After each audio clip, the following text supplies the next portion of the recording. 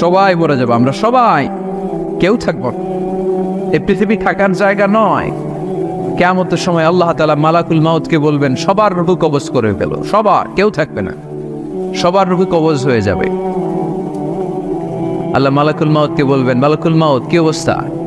বলবে সব শেষ। মাইয়াপ্পা, কে বাকি?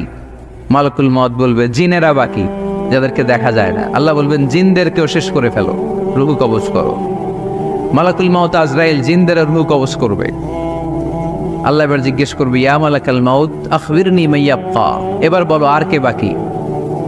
মালাকুল মাউত বলবে, আল্লাহ মানুষগুলো সব শেষ, জিনগুলাও শেষ, এবার বাকি ইবলিস শয়তান।